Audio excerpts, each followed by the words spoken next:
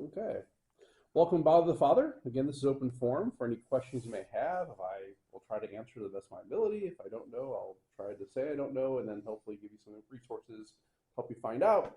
So let's open up the floor. Any questions? I have one that maybe you can answer. Hope I know that, well, I used to know, let's put it this way. I know there's a police personnel board. Yes. When you found out were approached, what was the procedure? Yeah, good. Yeah, so the question is, there's a priest personnel board in St. Louis that is advisory to the Archbishop. So the way that typically works is if there's an opening in a parish, the priest personnel board would convene and discuss potential options. And then they would make that recommendation to the Archbishop. Now, in the meantime, typically what would happen is the president of the priest personnel board would contact the person and ask them if they'd be willing to accept it. Now, I understand it's a little bit different for those who've been like assigned to so if I were an associate, so I was an associate before I came here. If I were being given another associate job, I imagine it's a little bit different than what they did for me. Because going up to a pastor is almost like it's an offering. Now, all that being said is the Archbishop has final say.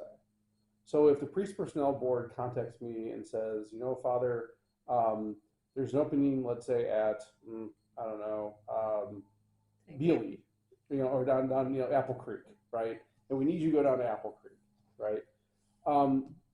Usually there's at least like a request or like an offering of that. Would that be something you want to consider, right?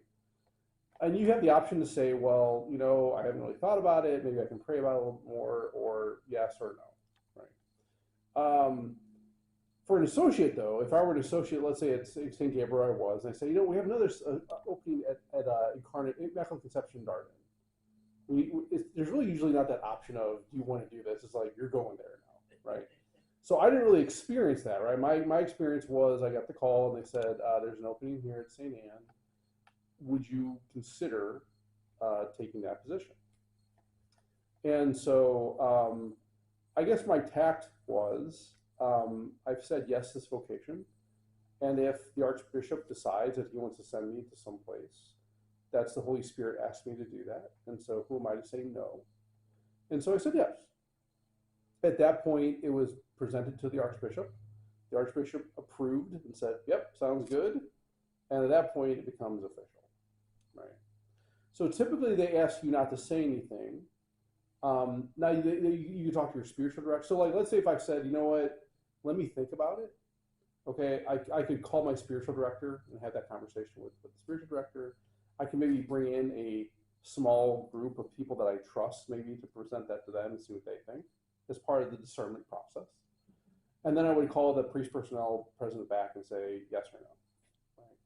And then the same thing, I would recommend the Archbishop. If I said no, they would find somebody else. So yes, they would present to the Archbishop for the Archbishop's approval. And once it's approved, I would get a letter from the Archbishop saying you are now officially the parochial administrator of this new parish, or pastor, or depending on what's going on with that. Usually they want you to take some time because out of justice to the outgoing pastor. So the pastor has some time to tell his people, and then you can also tell your people. So they try to coincide that at the same time. So when you were being told by Father Brown probably, that there was going to get a new pastoral administrator, I was telling the people that I had at the same mass. Right? So they try to make it that leaks don't get out, or whatever. Yeah. So that's then after that, there's usually a date given about when the assignment begins, and then there's a transitionary period typically to pack up everything, close any loose ends you may still have the parish, and even contact the new parish to see maybe what you need to be getting involved with almost right away. So that's kind of how it worked for me. Does the Archbishop, if he thinks it's necessary, would he interview you before you? I mean, that's his prerogative, I suppose. I mean, if he wants to. I think he called me and said, this has been presented. I think that's great. So if you have any problems, let me know. Usually that's also an opportunity to like ask like, what is your vision for this parish? Like, what do you want me to do? I didn't do that. I think I should have. Partially because in this case it was sort of an interesting scenario because everyone else got like 3 months, right, to kind of close out what they got going on and then to start new.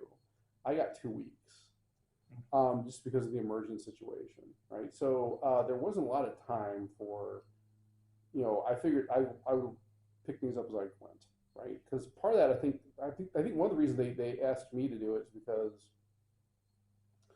I guess I do have a reputation of like hitting the ground running, right? I don't necessarily need a lot of like build up, right? I can put out fires. I think part of that's because of the job I had before, which that was the whole job was putting out fires. So I think there was at least an understanding of, okay, this guy should be able to adjust quickly and get in the swing of things, which I think I have. I don't know. I know there's still a lot of things probably I don't know, but also I haven't even been here a full year, right? So yeah, part of this is still kind of observing, learning, right? But I mean, I've had to make several decisions already, so that's just kind of part of life. It's similar to the real world. Yeah. Well, I think that's also too. I mean, compared to maybe some of my younger brothers, I think that was one of the reasons they kind of asked me is because I do have life experience, and I think that's kind of part of their discernment, and part of my discernment too. So it's not to say that I know everything because nobody can know everything, but I think also too like it does behoove someone to be able to adapt when you're going to a new situation, and that was kind of my entire career. Especially with all things new. Mm-hmm. I mean, because people were expecting change. Right, and I mean even sometimes too. I find a lot of my job is discerning what needs to be changed and what maybe doesn't. Right. So in other words, there is a wisdom in coming in and not making a lot of changes because you want to see how things operate first. That doesn't mean you have to make some changes because you have to do that. I mean, with the school, with the Newman Center, with 2 facilities, yeah, decisions have to be made, some more sooner than others. But I think for the most part, I've been trying to keep things kind of status quo just to see how it works. I think it's kind of funny here that I keep on asking questions, and it's amazing the different answers I get. And I think part of that's because we have 2 communities trying to come together in different traditions and different approaches, which is great. But trying to discern going forward would be best for everybody. So part ignorance sometimes is bliss, I think. Like when it comes to liturgy, especially, like I have a way to do things, and based on my ideas, I do the book. I say the black and do the red, and if I do that, there's no one can really critique me on that, right? Although I was out to dinner with some priest friends last week, and I found out, and I don't know if this is necessarily wrong, but that the vigil, I did learn something because you ever where you go, you kind of see the vigil done differently, but when you read the missal, sometimes it's kind of ambiguous, right? So, for instance, there's one line in the missal when it comes to the Easter Vigil. When you come in so the theology behind it is you come in with the lighted Paschal candle to represent the light of Christ coming into the sanctuary, right? So that should be the first light that comes into the darkened nave of the church. It says now the missal says that once the light gets into the sanctuary, lights come on except for the candles. Now we did that in some ways. Like I had a light up at the ambo. You could maybe turn on some lights for people to kind of see. But at that point, no one's really reading anything. It's just chanting the Exaltat, right? So no one else really needs to just read that. We turn some lights on for the liturgy of the word because hey, that people do maybe read along the missal or whatever. That's fine. Well, apparently the way that was interpreted by the director of worship is that all the lights come on except for the candles. Okay, because I mean, again, I understand there is that the light of Christ now entered the sanctuary that brightens everything, right? Now, except for the candles. Now, my question on that was, why not then light the candles then, right? Because the missal says you don't light the candles till the Gloria. That's when the lights usually come on. Well, and that's where everyone else you've probably been, that's what you've seen. Yeah. There's some lights on for liturgy of the word, but all of them come back on then for the Gloria. Now, I wonder if that, I don't know what interpretation that is, how strict interpretation that is. Because if that's the case, I think a lot of people need to be told that that is the case, right? And that was kind of part of our discussion. So maybe next year we do it a little differently. I don't know, right? Well, in my younger life, I hated change of any kind. But as I got older in my professional career, I saw where I was shown and told you have to change. If you don't change, you don't grow. Mm-hmm. And the one time the boss had a meeting and he said, we're going to go through changes. And he went through it and said what we're going to do. And he says, now, you don't have to do that. He said, I'll gladly take any resignations today. Well, nobody resigned. You know, and that's, changed. that was one of my classmates. He was assigned to a high school up in St. Charles, so that never narrows it down. He kind of went in the first day and was like, you know, we are a Catholic school, and if you're not willing to teach Catholicism, no matter what class you're in, I'll take your resignations right now. I thought that was rather bold and rather good, right? I mean, because I think I kind of told our faculty here the same thing when I came in their first faculty meeting. I was like, you know, you guys, I understand this is a great reputation for a good Catholic education. That's great, and we want to teach Catholicism. We are a Catholic school, so if you're not willing to do that, well, we have a discussion about that too. And but that's kind of what we're going to be doing here, and I think most people receive that well. But yeah, I think like your point there, Ken, is that change is inevitable, right? So if you're not going to, you know, change is growth, is life. And so if we can't deal with change well, then that's going to be a problem. I think that a lot of people, though, look at that in context of the church, seeing the church as like a permanent establishment. And in many ways, that's true, right? The church has been here for a very long time. The church hasn't moved, right? It may have changed somewhat, but it's always been stable when it comes to what the church does. So when you have any change, especially with an institution like the church, I think there is some kind of unsteadiness and uneasiness, because what does that mean for my faith, right? And that's a very legitimate question, I think, right? Because I think what we have to understand too is that there's always been a error in the church, whether it be in liturgy, whether it be in practice, never in teaching, but always in practice and in liturgy, is what they call ecclesiae reformata, right? It's a reforming church, right? The church is in constant state of reform. And that's true. I think we see that even today, right? But that can cause people unease because, well, wait, you know, we have a different mass today than we did 100 years ago. So what does that mean? Does that mean the church is changing her teachings? Does the church is changing the way she approaches, you know, the poor or, you know, society?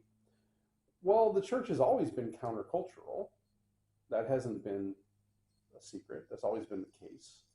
But to change her teachings, that just is not, that's a non-starter, right? So I think it's important to make distinctions in those respects, to say, okay, well, maybe the church might change the way she governs in some way, right? Or change the way she approaches certain things, but she's not going to change the guiding principles and the teachings that provide for those. Right? She can't. You know, that's kind of the idea. But it definitely causes unease. Yeah, for sure. That's where I find comfort in the Catholic Church, is the fact that, you know, the basics are still there. You can do different things, Sure. but Yeah. you know, and then the fact that you can travel, as you can attest to, you can travel around the world, Yeah. and you still, what you Yeah. you know, No matter where you go, you you're can going walk in to and, find a you Catholic mass going on somewhere. you right? cannot, now you don't have to understand one Right. word of the language, but you can still sit there through mass and have, and you know, Yeah. and go through it. So to me, that's the deep. I think about Well, having lived in the same neighborhood for almost 45 years now. And I think a lot of this too stems from the fact of, you know, what does tend to change interpretations, right? And that's kind of I think sometimes the problem. I mean, I know we've talked about this before, but like when it comes like the implementation of Vatican II, right? A lot of that came down to interpretation, not actually what Vatican II said. Mhm. And so that causes, I think, even more strife, because now you have this, well, okay, now the bishops aren't saying anything against these things, so is that okay? Must be okay. Right. Yeah. Yeah, it can be very. Well, and as a person in the congregation, you are looking to those folks for leadership. Like, okay, if this is what they're doing, it You would must hope they be, know what they're doing, right? Yeah, you're right. that's Yeah, where you're at, yeah. And I You mean, you would hope that the magisterium knows what they're doing. I was just thinking of the fact that living in the same neighborhood for 45 years, I've driven past different like Protestant Mhm. churches through the years that Mhm. are now on their second or third denomination. Right. Yeah. They kind of, a lot of those churches wave with the way the wind blows. It's like, okay, well, this is the wind blowing now, and we're moving this Well, way. and that's the thing. I think that's like you say there, Mike. I think that's a lot of the appeal of the Catholic Church is that there has been that stability, right? There hasn't been this like moving with the way the wind blows, and many things. Yeah. I think what happens though is, and I think this has been kind of talked about in other by other posts, by other councils. Um, you know, when you start looking at society and allowing certain things that maybe can't be allowed. So it's hard to find an example of that in the church, but like, I know in my growing up, there was a lot of movement when it came to music to allow more secular music in, right? So bringing things like guitars and drum sets and basses and that kind of thing to kind of appeal, right? And I think what got lost there was, even though the intention may be good to kind of appeal to people to maybe encourage them to go to mass, I think it had the adverse effect.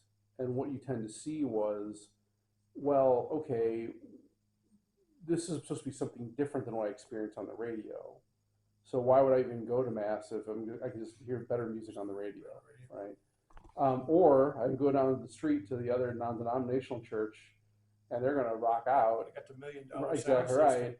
And so why do I need to come? And I think what we sacrificed in some ways was our pastoral approach to appeal and evangelize for the truth of what actually is going on in the mass.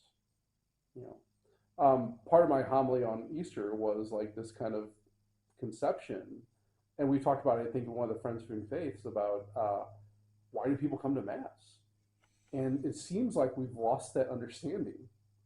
A lot of us have, right? That if we truly believe what actually is happening there is happening, we may never want to leave, right? We're called to leave, but that's kind of the thing. It's become, I think, for a lot of people, mundane. And there's holiness in the mundane, but And I like the point you're making there, and I kind of feel like too what could happen sometimes with people too is that I was born this way, I was raised this way, and just kind of just keep along this path, but then for some reason a lot of people decide that they like to tell you they can do it on their own. sure. I often want to challenge people that say to me, "Well, I pray in my own way." Okay, Yeah. okay, let's. Can you explain that to me? Yeah, what that I'm means? spiritual, not religious. Yeah. Right, and that's actually kind of counterintuitive, right? Because I think it's also a lack of understanding of what religion is. A religion is an act of justice, right? Religiosity is act of giving God what He is due, right? And that stems from faith. That stems from these acts of spirituality, but you can't have a spirituality without the church. I think that gets lost. We've gotten in such a rut here, and this really stems from, and what you're kind of getting at, Mike, is relativism, right? So in other words, I can figure out my own way of worshiping God, and that's going to be just fine or equivalent. Well, who says? It was kind of interesting yesterday. I tuned into the TV kind of before and after the eclipse. Mm-hmm. And I mean, they were showing some of these groups of people and talking to these people. I mean, these people were having an experience. Mm-hmm. And I'm like, okay, yes, this is a phenomenon. Yep. And, I was as excited about it as everybody. But I mean, I even said to my wife once, I said, well, you can have this experience down on the corner. There's churches on every corner. If this is grabbing you that much, Right. You know, I mean, I meant Yeah. it in a facetious way, but I'm thinking, you know, No, I mean, that's you totally know, true. I mean, I think that's the thing. I mean, in some ways, well, and that's the thing. There's kind of this fine line between, being familiar and used to certain things and novelty, right? So, like, what you're saying is like, yeah, look, you can have an encounter at every mass you go to. Now that's up to you, right? To do that, right? To kind of how you prepare yourself, how you engage, how you even afterwards, what you do afterwards to actually experience that and grow with that grace. Um, Now, yeah, it doesn't happen every 40 years or whatever, but that's the other thing too. In some ways, there's a good in saying I know what's going to happen here, but then you have to temper that with, okay, well, do I become so familiar it becomes just another thing, going through the motions, right? And people talk about the structure of the mass and how it's just all the same. Well, that's really not true. The prayers are different. Yeah. The readings are different every mass. Even though it's a certain cycle, you do hear something new every day. And part of that, I think, comes down to how you prepare for it. To prepare a homily, I pray with the readings, 4 days before. And I do Lectio with them. I pray with them. I wonder how much more we would get out of Mass if we did the same.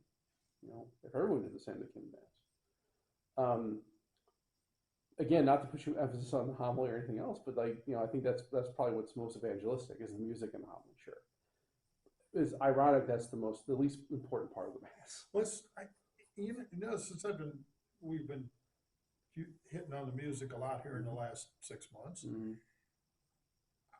I'm not the only one. Well, no. What I'm saying is to me, that's certainly not what brings me to church. Sure. I think, unfortunately, for some folks, it's pretty darn important. That's why, I go to the no music mass at 8 o'clock on Sundays usually, just because I'm an early bird and I've been up for 3 hours. Okay, but I certainly. I'm reading at 11 this week. I'll certainly enjoy the heck out of it. Sure. The music will bring a different part to the experience on Sunday with that mass. I mean that's but it's not why I go.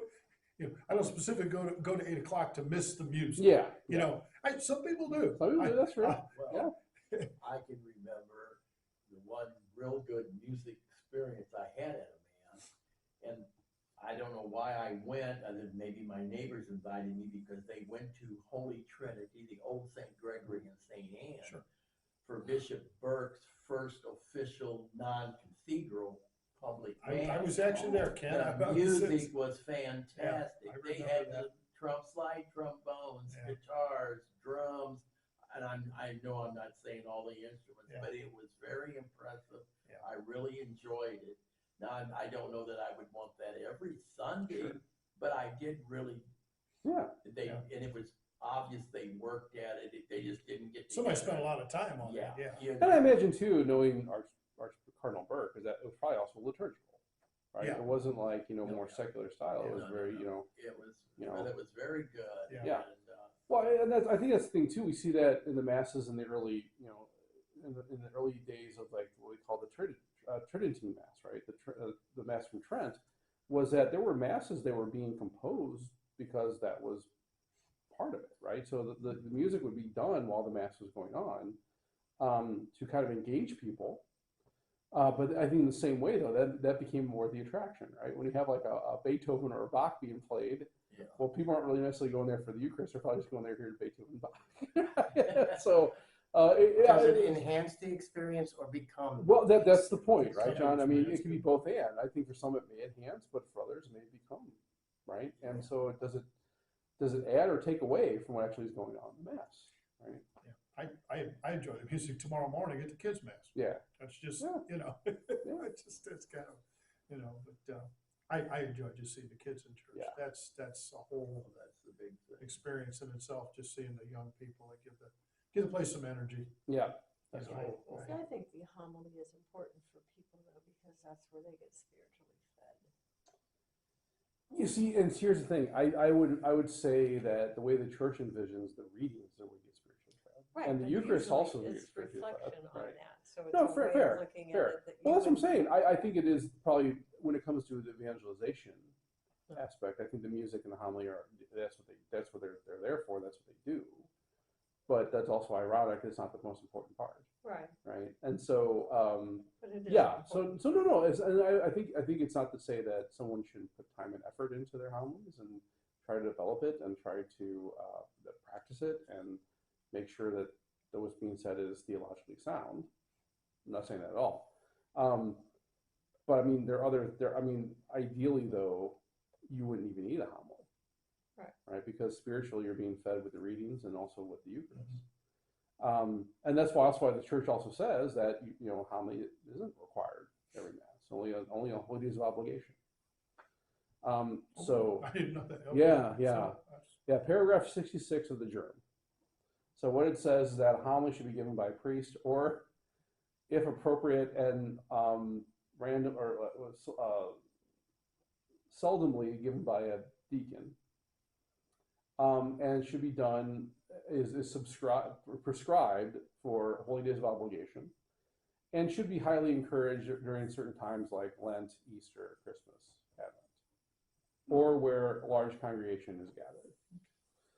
So even like tomorrow for Easter Mass, right? We have the Wednesday of the second week of Easter. It's not prescribed. It's encouraged, but it's not prescribed, right? So this is a little bit of a history question, okay? So in the very early church, Mm-hmm. I'm talking, right? First century. Not long, yeah, and obviously a lot of these masses were being held in secret. Yeah. I mean, that was was the priesthood formed enough that every one of the masses had a priest in it? I mean, is it? Yeah, well, actually, so in the early church, we're talking about like the apostolic era, right? Yeah. Actually, they were being celebrated in synagogues, and in the temple. Okay. Right. So the synagogues where you get the word, and the temples where you offer the sacrifice. Right. So this is a case where that particular temple, or what were they, synagogues? They're temples now.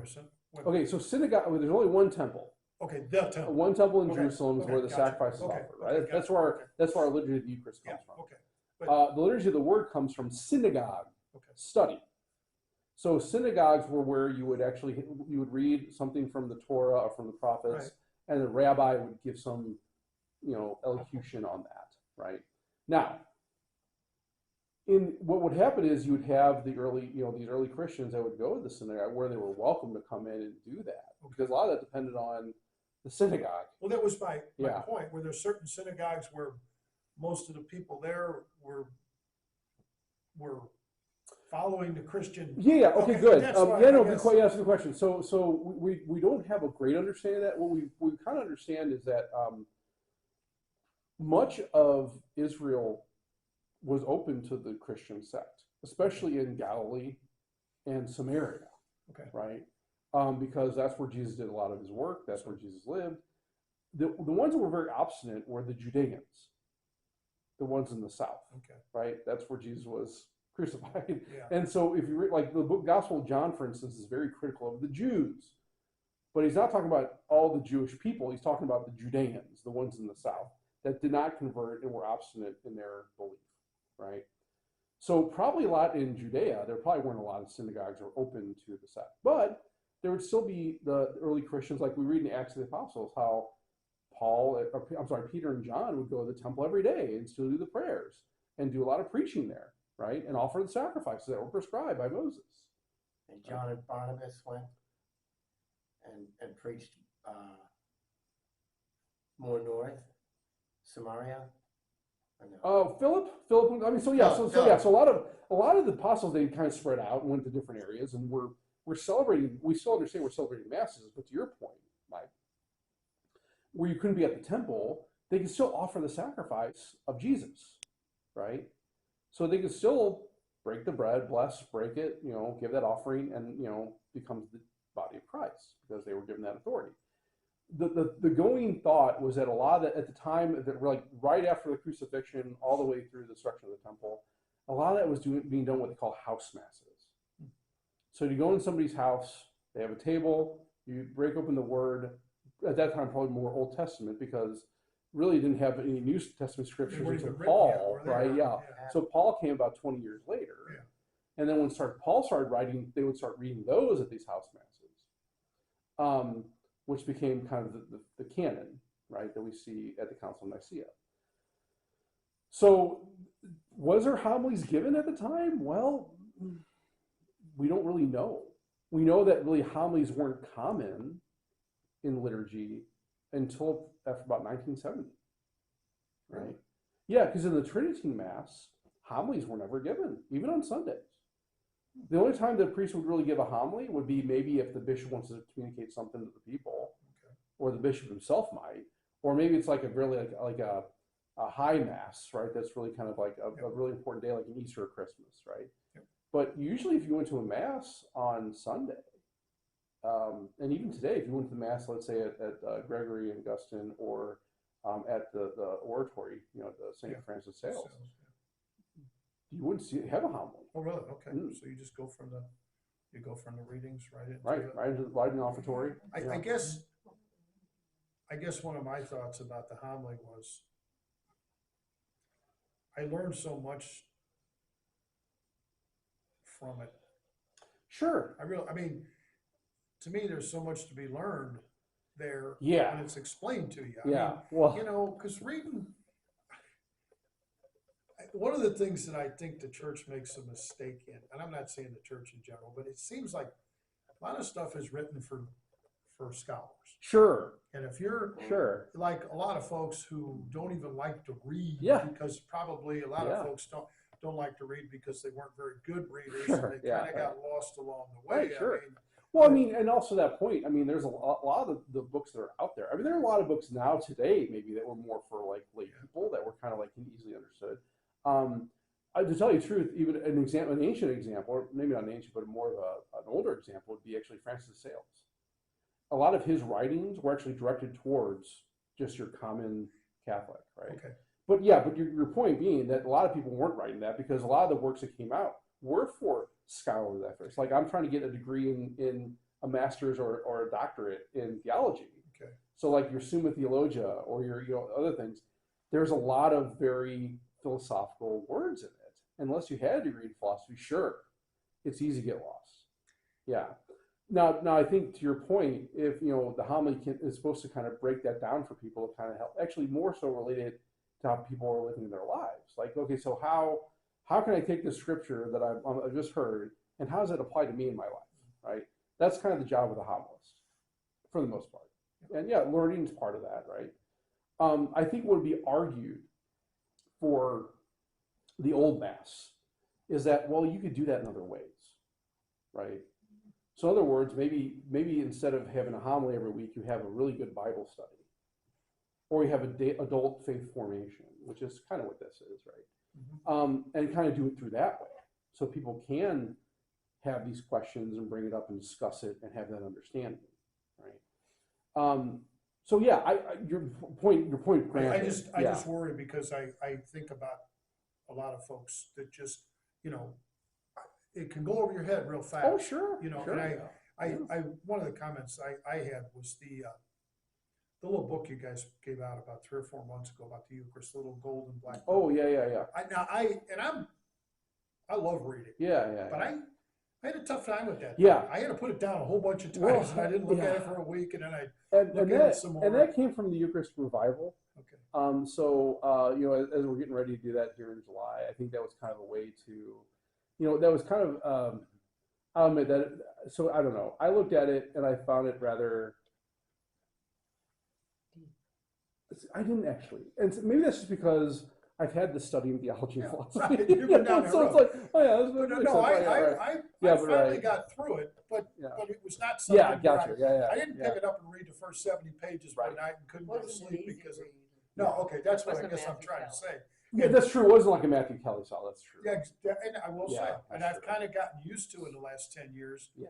Reading all of Matthew Kelly's stuff, and it's very written for the common person, Right. But I'm afraid, unfortunately, so many people don't get the interpretation of the readings. You know, when I was a younger man in my 20s and 30s, I didn't spend a whole lot of time on church except for church on Sunday. Sure.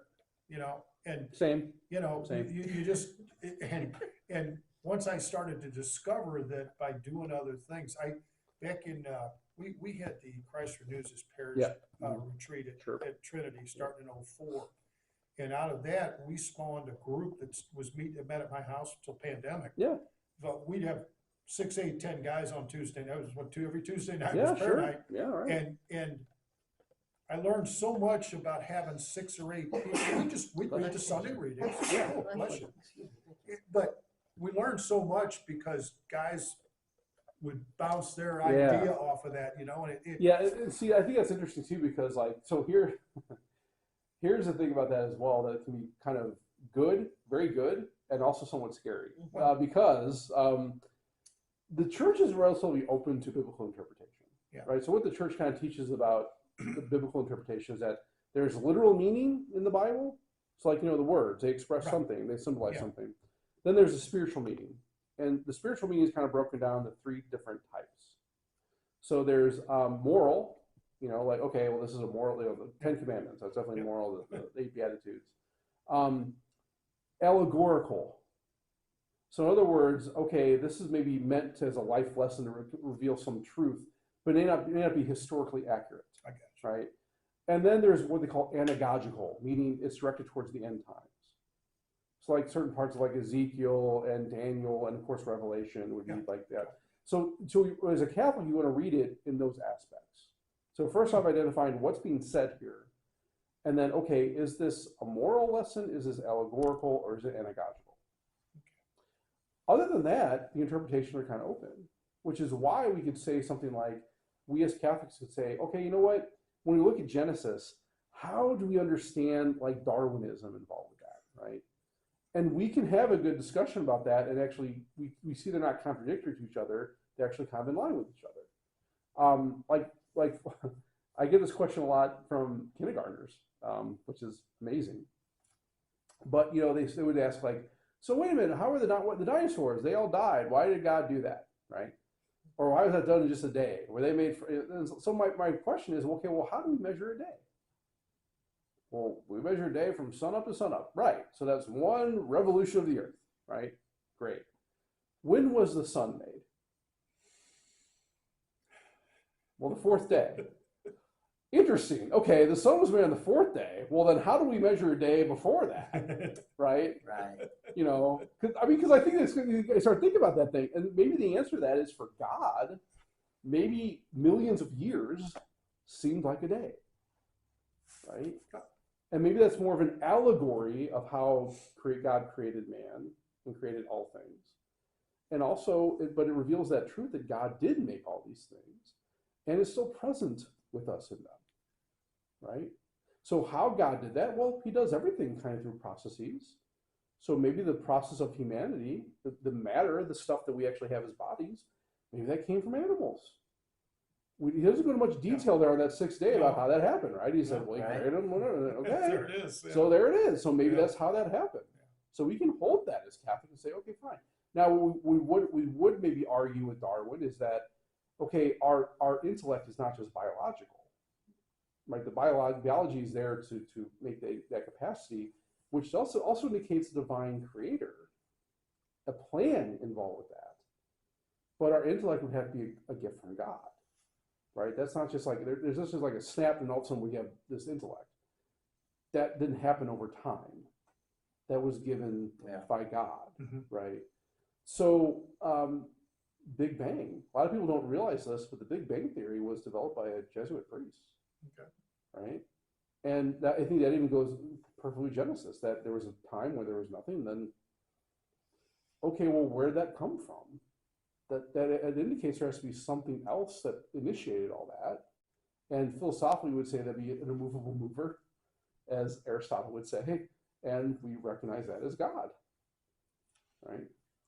So, yeah, biblical, when it comes to those, we can definitely talk about those things and kind of open a very wide range of opinion on it. Well, one of the things I learned for myself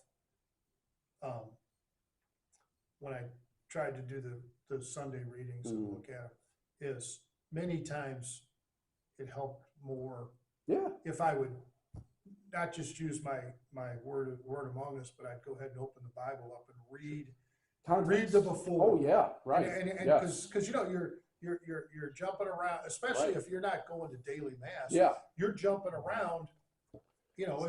As a regular mass attendee on Sunday, Yeah. you're getting 1 out of 7 days. As in life, as with Scripture, context matters.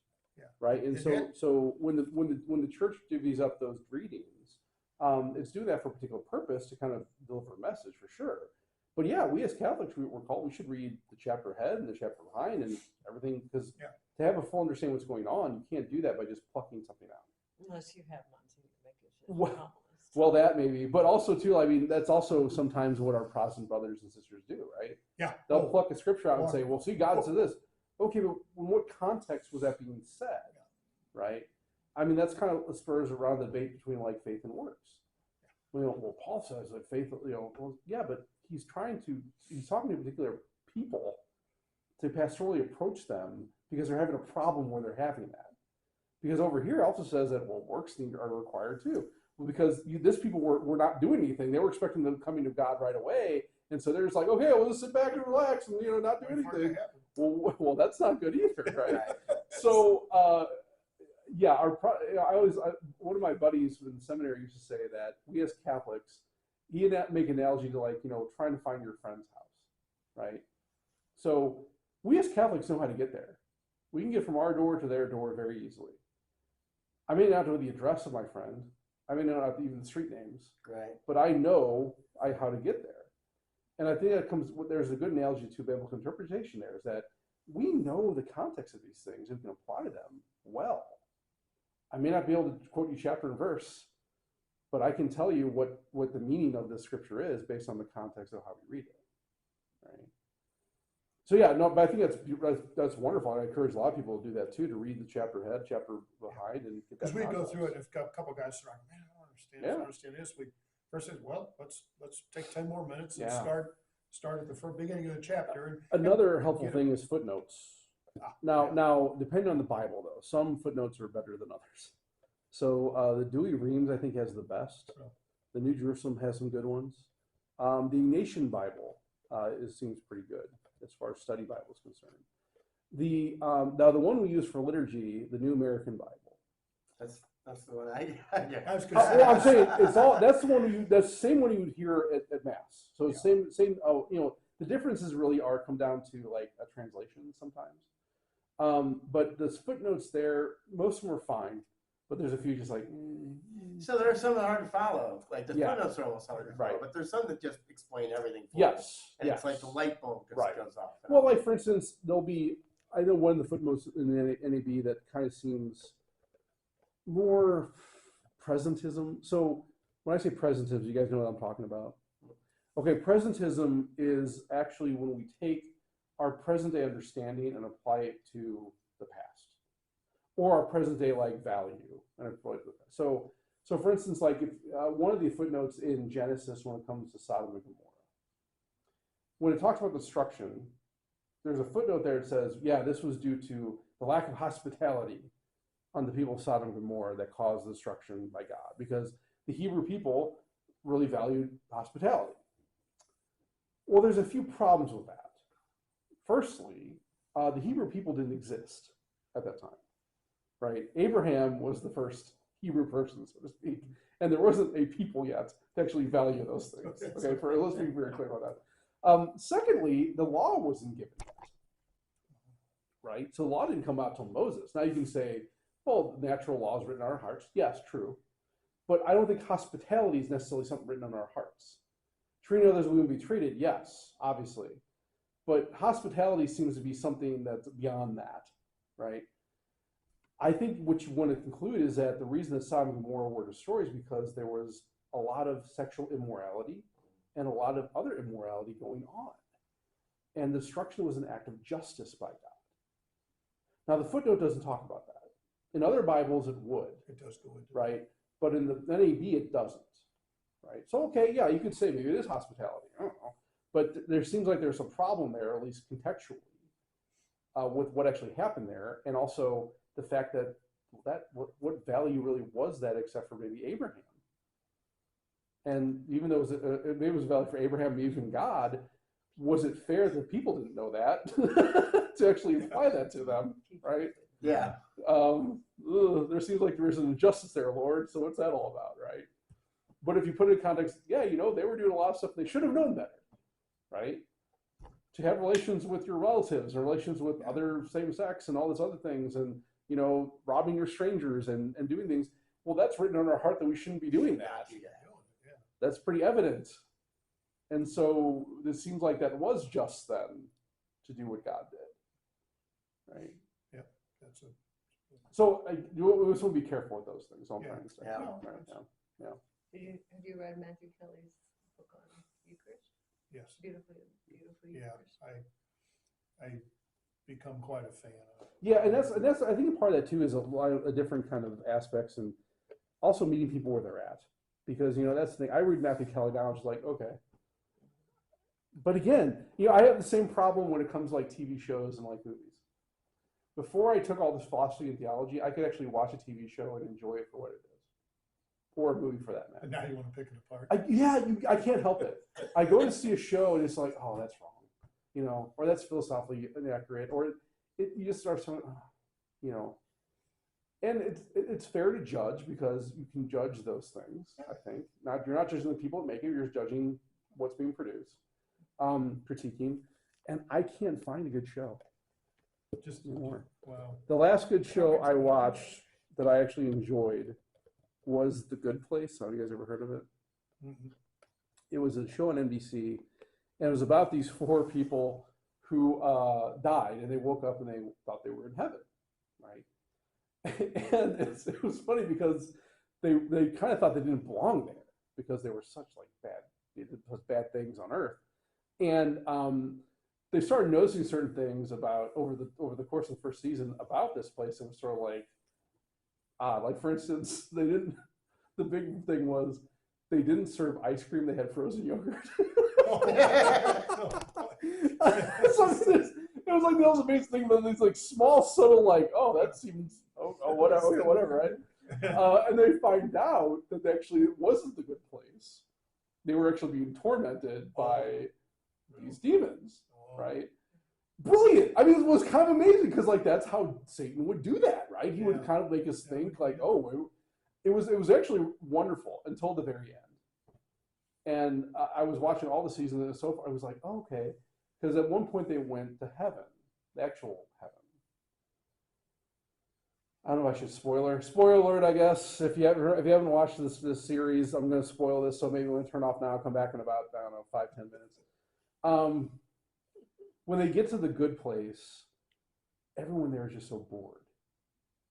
Because what they're kind of presenting is not it's more of a natural heaven, right? It's like, oh, if I want, I can drink whatever I want, I can eat whatever I want, and I can, do whatever. But it's like that's such a natural understanding of heaven. That heaven is so much greater than that, right? That you can't even put it into particular understanding or those limited concepts. And the way it ended is they went off to this other void, and it's just that's not.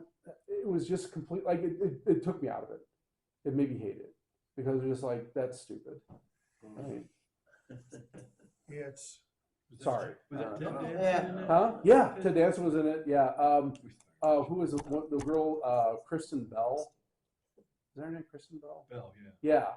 Yeah. I mean, it was really well done up until then. And it was just like, oh man, if you just stopped there, it'd been great. Would have been fun.